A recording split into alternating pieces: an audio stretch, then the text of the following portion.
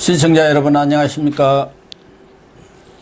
1월 9일 시사정담 시작하겠습니다. 시청자 여러분, 중국 베이징에서 열리고 있는 동계올림픽의 편파 판정 시비가 우리 대선에까지 불똥이 튀었습니다. 특히 불공정 이슈에 민감한 2030 표심에 미치는 영향을 감안해서 여야 후보들이 중풍이라는 돌발 변수 대응에 고심하고 있는 모습입니다. 이종근 전 데일리안 편집국장님과 대선 전국 이슈 짚어보겠습니다. 이 국장님. 네, 안녕하십니까. 지금 동계올림픽이 베이징에서 열리고 있는데 네네. 특히 쇼트트랙 네네. 1000m 경기에서 황대헌, 이준석 우리 두 선수가 사실상 금메달을 놓친 것 아닙니까? 네네, 편파 그렇습니다. 판정 시비로. 그것 때문에 국내 여론이 지금 들끓고 있는 사정인데 네. 중국이 이렇게 무리한 수를 쓰는 이유가 어디에 있습니까?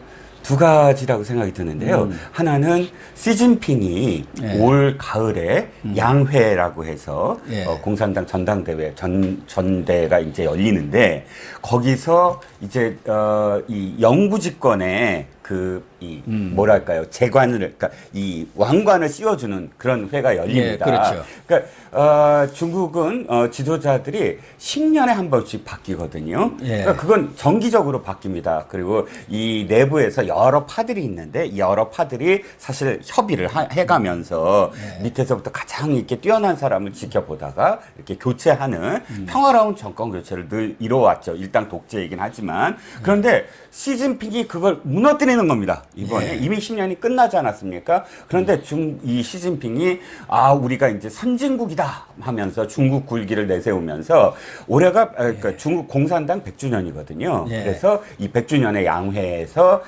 완전히 영구집권하는 그런 황제로 등극하는 그런 퍼포먼스를 벌이는데 이번 올림픽을 이용한다고 볼 수가 있죠. 즉 애국심을 고취시켜서 이렇게 이 중국이 이제 선진국을 다 제압했다 이런 모습을 다 보이면서 자신이 이제 가을에 집권하는데 큰 도움이 받을 수 있게 하려고 하는 그 첫 번째 목적. 그리고 두 번째, 원래 올림픽 이전에 진짜 하고 싶었던 게 월드컵 진출이었어요.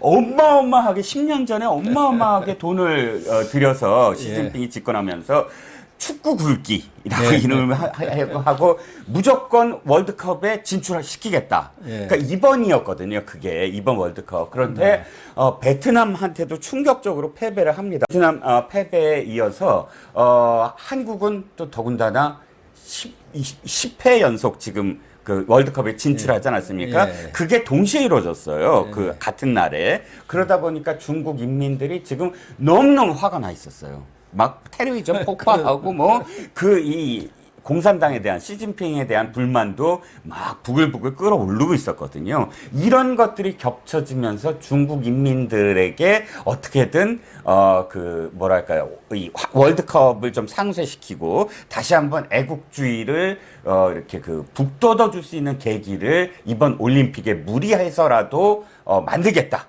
그게 아주 노골적으로 이렇게 편파 판정을 하게 된 동기가 아닌가 싶습니다.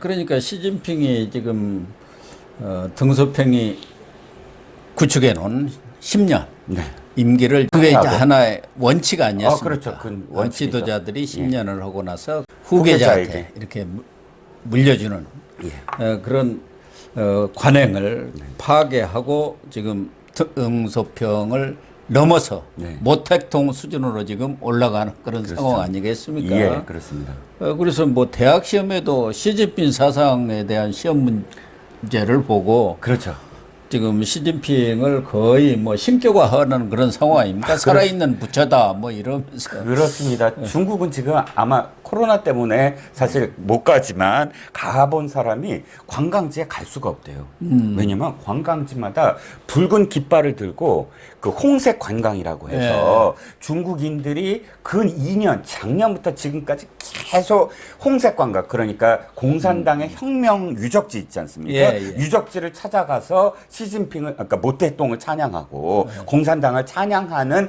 학습의 일환으로 관광을 한다는 거예요, 국내인들이. 그래서 뭐 특파원들, 그러니까 뭐 관광이 안 되니까 중국 특파원들이 그 취재하려고 갔다가 봉변을 당하는 일도 있다는 겁니다. 그래서 이런 어떤 분위기가 중국의 어떤 지금 뭐랄까요, 하나의 그 진짜 중국이 이런 나라였어? 뭐 이렇게 생각이 들 정도로 시진핑이 그렇게 중국을 몰아붙이고 있다는 거죠.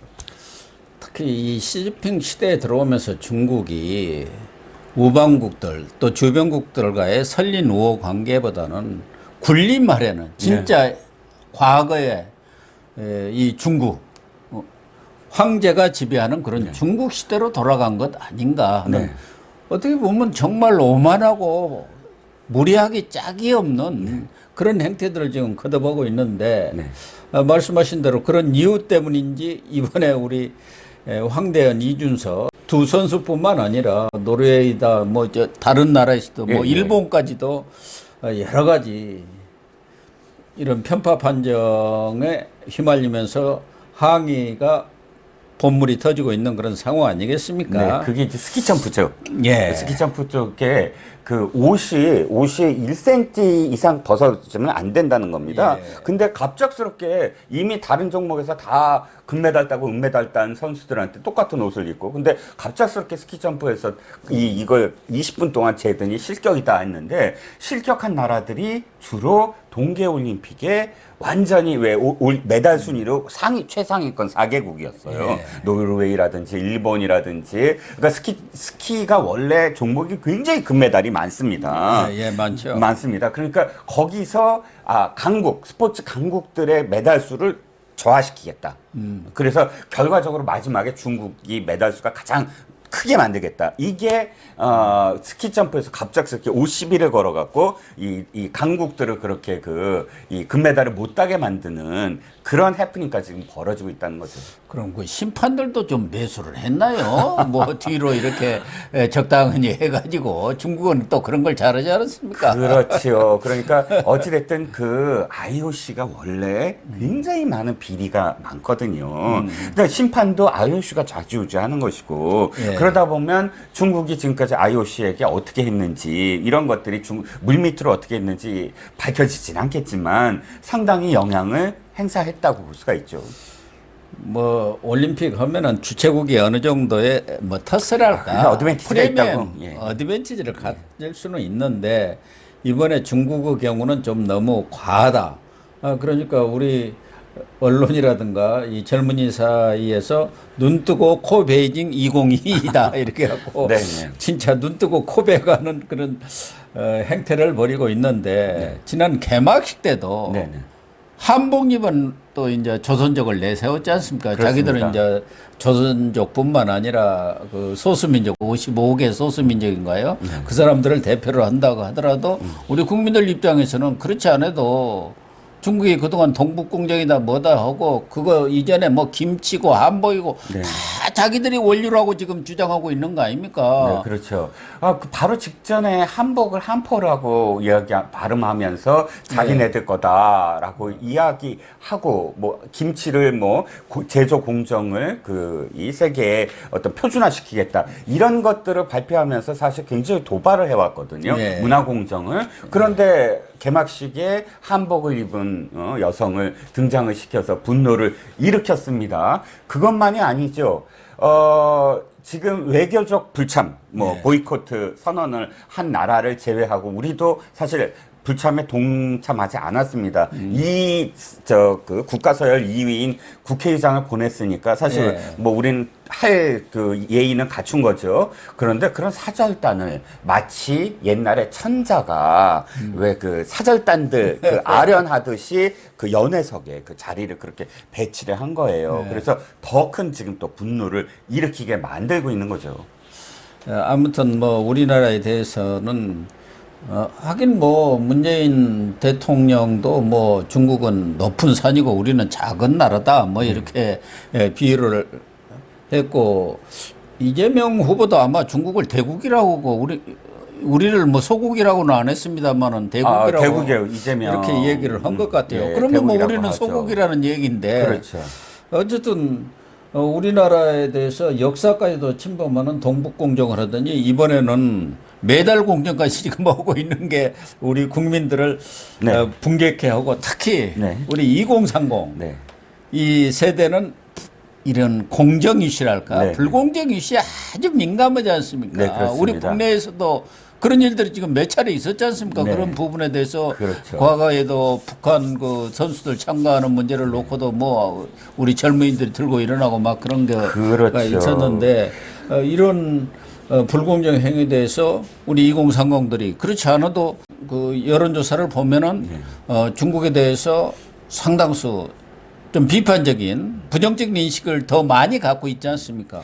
그러니 대선 후보들 입장에서는 사실은 이번 선거에 가장 이 표심이랄까 뭐 선거판을 좌우한다 할까 이런 사람들이 지금 2030이란 말이에요. 그렇죠. 나머지는 거의 정해져 있는 네, 것이고요. 네, 네, 네. 그런데 이 2030들이 중국에 대해서 뭐 불만을 지금 폭발을 하고 있는 상황이기 때문에 네. 기존에 뭐 윤석열 국민의힘 후보는 좀 중국에 대한 비판적 입장을 취해왔기 때문에 네네. 상당히 유리한 그런 고지에 있는 것 아니겠습니까? 네, 그렇습니다. 제가 오늘 특별히 여론조사 하나를 갖고 왔어요. 아, 그래요? 미국 여론조사입니다. 네. 미국의 퓨처 리서치 센터라고 유력한 여론조사 기관이 2020년도에 실시한 중국에 대한 신뢰도 조사예요. 그래서 예. 전 세계의 전 세계 국가에 중국에 대해서 어떻게 생각하느냐라고 물었습니다. 그때 중국을 혐오한다. 그러니까 중국의 호감이 낮다, 비호감이다. 이렇게 답한 그런 수치를 쭉 국가별로 했더니 1위가 일본이고요. 일본이 네. 83%, 우리나라가 63%입니다. 그런데 눈여겨볼 만한 건 유럽 국가들이 우리보다 높은 국가들이 많아요. 중국을 싫어하는 스웨덴이라든지 노르웨이라든지 70%가 넘습니다. 굉장히 많은 나라들이 50%가 넘어요. 그러니까 그런데 제가 이 수치를 왜 갖고 왔냐면 퓨처 리서치 센터에서 세대별로도 다 조사를 했어요. 그랬더니 우리나라만 유일하게 좀 다른 나라와 다른 게 있습니다. 그 다른 모든 국가들은 중국을 싫어하는데 세대별로 봤더니 저 젊은 세대보다 위로 올라갈수록 고령화될수록 더 싫어하는 거예요. 아, 다른 나라에서. 그렇죠. 2030보다 3040이 더 싫어하고 3040보다 4050이 더 싫어하고 이렇게 고령화 비율이 훨씬 더 싫어하는 걸로 나타났는데 우리나라만 거꾸로 2030이 제일 더 싫어한다는 거예요. 예, 그렇게 지금 나오고 있어요. 예. 그러니까 유일하게 이 퓨처 리서치 센터에서도 조사했는데 이렇게 표현하더군요. 한국이 유일하게 청소년층 연령이 적을수록 중국을 더 싫어한다. 이 결과가 왜 아까 교수님께서 말씀하셨지만 젊은 세대들이 지금까지 5년 동안 문재인 정부가 너무 굴욕적으로 중국을 대화해 왔다는 걸 알고 있거든요. 예, 근데 알고 있죠. 이 젊은 세대들은 교수님이나 저는 개발도상국에서 태어났거든요. 예, 그렇죠. 태어났을 때 우리나라가 개발도상국이었고 이 선진국들이 너무 부러웠고 그런데 이 세대들은 중진국 이상 거의 선진국에서 태어난 세대예요. 그렇습니다. 예. 그러다 보니까 아니 중국이나 미국이나 뭐 이런 강대국들에 대해서 우리가 굴욕적으로 이렇게 보이는 것에 대해서 참지를 못하는 것이거든요. 그런 컴플렉스도 없고요. 그렇기 때문에 이 정부가 지금까지 어떻게 해왔는가를 너무나 많이 목도했다는 것이죠. 가장 비근한 게 첫 번째 이 정부 시작할 때마다 산불 정책 해갖고 뭐 여러 가지가 있습니다만 가장 중요한 게 사드 추가 배치 안 하겠다. 왜 중국에 그런 거 약속을 해야 되죠? 그럼 말이 안 되죠. 안보 주권을 포기한 건 주권인데 아닙니까? 그런 이후에 그 CCTV 있지 않습니까? 중국 관영 방송 일개 기자가 문재인 대통령 앞에서 아니 중국이 말이지 당신네들의 산불 지키나 안 지키나 지켜보고 있다. 이렇게 오만하게 질문을 해대는 거예요. 기억하시죠? 또 한 가지만 더 말씀드리고 저는 진짜 분노를 했던 게 그 중국 갔을 때 왜 홀대 당했잖아요. 문재인 대통령이. 혼밥 먹고 우리 기자들 두드려 맞고 그랬죠. 근데 기자 두드려 맞았을 때 그걸 보호해 주지도 않고 또 거기에 대해서 항의도 안 하고 그 집단 폭행을 당하는 걸 지켜만 보고 있던 우리나라 경호처 그 직원들이나 이것에 대해서 너무나 역력하게 기억하고 있는데 지금 우리 민주당은 친중이 아니었다? 뭐 이렇게 이 표현하고 있는 것도 이 청년들이 너무나 지켜보고 있는 거죠. 그래서 청년들은 사실 이 정부에 대해서 사실 분노가 많은데 실제로 투표장에 가느냐? 이게 또 관건이거든요.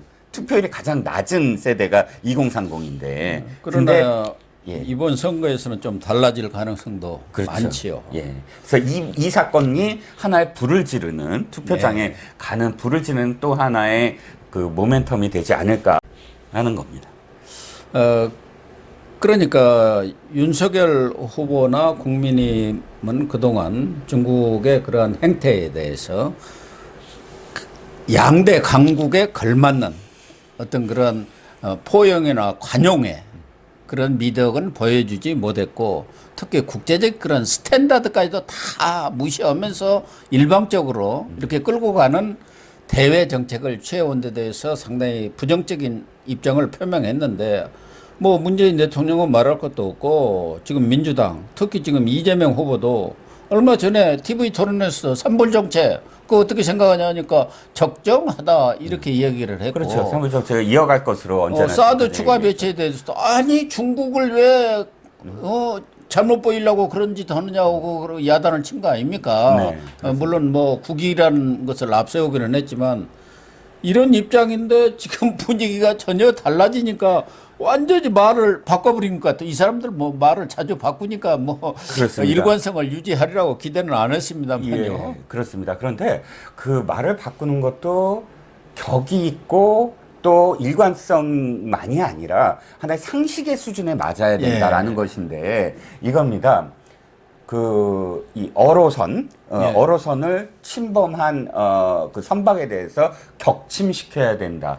이거야말로 사실은 사드 배치는 안보 주권이잖아요. 물론 이 영해는 지켜져야 됩니다. 하지만 민간인이지 않습니까? 민간인이잖아요. 일단 납포를 해야죠. 그렇죠. 생명이 중요한데 일단 경고 발언하고 납포하고 거기에 안 따르고 그쪽에서 공격을 해오면 그 다음에 우리도 방어 차원에서 뭐 예를 들어서 무슨 경고 사격을 한다거나 이런 과정이 있는 것인데 경계선만 넘으면 격침하겠다 민간인한테 총 쏴 죽이겠다라고 뭐 지금 선언하는 거잖아요. 그러니까 이재명 후보가 영해를 침범한 중국 어선은 격침을 시켜버리겠다. 참. 아니, 그러니까 이게 두테르테 같은 사람이죠. 그러니까 발언이. 그러니까 이거잖아요. 범죄를 저지르는 사람 그냥 사형이다. 그냥 총살해라. 그 즉시. 이거나 마찬가지죠. 아니, 사드는 방어용이지요. 우리 안보를 지키기 위해서 방어 무기를 드린다라는 것과 저 넘어온 민간인을 우리가 그냥 그대로 넘어오면은 쏴 죽이겠다라는 것과 차원이 같은 얘기입니까? 그럼요. 차원이 다르고 예를 들면 중국 어선을 격침을 시켰다고 해보세요. 이 사드 배치는 뭐 중국에 대한 간접적인 위협은 될지 모르지만 우리 방어용 아닙니까? 그런데 중국 어선이 영해를 침범했다고 해서 그걸 납포를 해서 조사를 하고 뭐 이런 적정한 절차를 거치지 않고 지금 이런 반중 분위기랄까 여기에 편승하기 위해서 격침해버리겠다. 이렇게 얘기하는 것은 선을 넘어도 넘은 거죠. 레드라인을 넘어선 발언 아니겠습니까? 네. 아무리 표가 급해도 본인 얘기대로 국익을 생각을 해야죠. 그렇죠. 예. 그래서 뭐 지금 민주당에서는 어쨌든 뒤늦게 난리 법석을 치고 있는 것 같아요. 송영길 대표를 비롯해서 뭐 선대위 대변인들 다 나서서 뭐 큰일이 난 것처럼 실망과 분노를 금할 수 없다고 이렇게 성명을 쏟아내고 그런 것 같습니다. 네, 그렇죠. 단일 의제로 이렇게 온 그 선대위와 당이 쏟아낸 것도 사실 드물었어요. 서로 약간씩 그 뉘앙스도 다르고 김혜경 문제와 관련해서도 사실상 좀 굉장히 완급이 좀 있었고요. 사람마다 좀 말이 다르지 않았습니까? 그런데 이번 중국 사태는 뭐 그 당일부터 시작을 해갖고 온갖 정말 그 중국 그 비판하는 목소리가 쏟아져 나왔습니다. 왜 그랬을까요? 당연히 2030 세대의 분노를 어떻게든 물꼬를 자기들한테 또 이재명한테 안 가게 하기 위해서 그렇죠. 최대한의 어떤 노력을 기울이는 것이고, 지금 현재 아시죠? 지금 이런 상황에서는 언제나 하루에 계속 여론조사가 나오잖아요. 자기네들 따로따로 하는 여론조사들. 거기서 민주연구원에서 하는 거, 뭐 이런 자료들이 따로따로 나올 텐데, 지금 민심이 어떻게 돌아가는가 심상치 않다라는 거를 역력히 지금 민주당이 깨닫고 있는 것 같아요. 그럴 수밖에 없지 그렇죠. 않겠습니까? 얼마나 민감한 문제입니까? 지금 간바르자가 중요한 이런 상황 속에서 그렇죠. 어떤 이슈가 터졌을 악재가 때 엄청나게 터진 거 아닙니까? 바로바로 어떻게 지금 돌아가느냐. 그래서 제가 참 웃긴 게 그 김용민이라는 사람 있지 않습니까? 예. SNS에 봐라, 이제 국힘이 정권을 잡으면 매일매일이 중국 올림픽 같은 상황이 될 것이고 불공정한 사회에 살 것이다. 이렇게 얘기해놓고 30분 만에 삭제해버렸어요. 이게 그렇게 던져놨다가 얼마나 지금 사태가 뜨거우면 30분 만에 그 삭제를 하겠습니까? 이 화불 단행이라는 말이 있는 것처럼 화는 혼자 오지 않고 아주 때로 몰려오는 경우가 많은데 이재명 입장에서는 좀 그런 것 같습니다. 네. 김혜경 사건에 지금 대장동 사건을 하면서 김혜경에 뭐 이렇게 막 겹치는데 이번에 이 중국이 동네 잔치 벌이듯이 올림픽을 하면서 한국 대선에 특히 2030들의 심경을 완전히 건드리는 이런 불공정 편파 운영을 한 것이 이재명 후보 입장에서는 정말 엎친 데 덮치기가 아닌가 그런 생각이 듭니다. 또 방탄소년단도 제가 말씀을 안 드릴 수가 없는 게 RM이라고 그 예, 방탄소년단의 리더죠, 래퍼. RM이 뭐 말도 안 했어요. 그냥 이번에 그 사태와 관련해서 우리나라 선수들, 황대현이라든지 이준서라든지 선수들 기죽지 말라고 박수 표시 2개 하고 이 엄지척 하나 했거든요. 그랬더니 중국 네티즌들이 막 들어와 갖고 홈페이지에다가 막 이 비난을 하는데 그게 하루가 못 갔어요. 전 세계의 BTS 팬들이 다 몰려 들어갖고 지금 응원하는 그런 이 메시지를 지금 남기고 있습니다. 도리어 지금 부메랑이 돼버린 그런 상황입니다. 아무튼 뭐 이번에 중국의 그런 편파 반정은 있을 수 없는 올림픽 정신을 훼손하는 것이지만 그러나 이 부분을 가지고 정치권이라든가 우리 국민들이 너무 감정적으로 대응하는 것은 국익이라는 진짜 국익이라는 차원에서는 좀 심사숙고를 할 필요는 있다. 네. 차가운 분노가 중요하죠. 냉철하게 돌아가고 이들이 왜 이러는지를 지켜보고 우리의 스탠스가 지금까지 옳았느냐, 그럼 앞으로 어떻게 스탠스를 바꿀 것이냐, 굴욕적이지 않으면서도 그러나 한반도의 지정학적인 어떤 상황을 감안을 해서 어떻게 바뀔 것이냐, 이 고민을 제대로 사실 공약으로 풀어낸 그런 후보가 누구냐를 선택을 해야 된다라는 것입니다. 네, 그런 것 같습니다.